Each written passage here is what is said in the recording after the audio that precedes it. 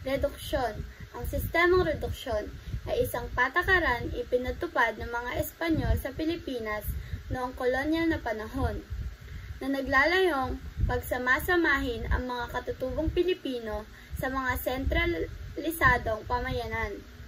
Pueblo, malapit sa Kristyanismo, pagkontrol sa populasyon, at pangongolekta ng buwis.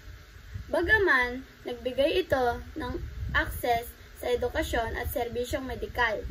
Naging sanhi rin ito ng pagkawala ng mga lupain, pagkasira ng agrikultura at paglaganap ng mga sakit. Unti-unting humina ang mga sistema noong 19th siglo. Pueblo. Ang pueblo ay isang salitang Espanyol na ibig sabihin ay bayan o nayon. Noong panahon ng Espanya sa Pilipinas, ito ay mga bayan na ginawa para tipunin ang mga tao na gawing Kristiyano tulad ng Cebu, karaniwan, may simbahan, plaza at mga bahay sa paligiran nito.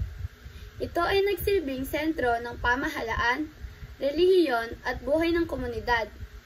Sa madali, ito ay isang maliit na bayan na may sentro ng komunidad. Ang kalakalang Manila, Acapulco ay isang pangangalakal Espanya na nag-uugnay sa Pilipinas, Maynila at Mexico, Acapulco noong 1565 hanggang 1815. Nagpapalayan sila ng mga mamahaling bagay mula sa Asya tulad ng seda at pampalanga, kapalit ng pilak mula sa Mexico. Dahil dito, naging mahalaga ang Maynila sa ekonomiya at lumakas ang kultura. Natapos ito nang magkaroon ng kalayaan ang Mexico. Ang polo y servicios ay isang sistema noong panahon ng Espanya sa Pilipinas.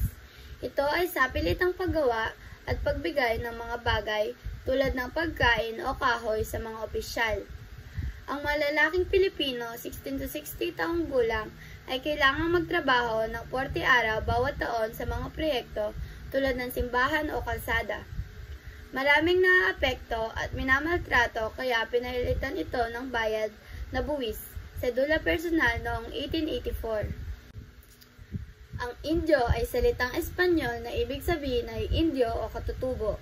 Noong panahon ng kolonyalismo ng Espanya, ito ang tawag sa mga katutubong tao ng mga kolonya sa Asya, tulad ng Pilipinas, dahil sa malaking pagkakamali ng mga Espanyol na inakala nilang ang Pilipinas ay bahagi ng India.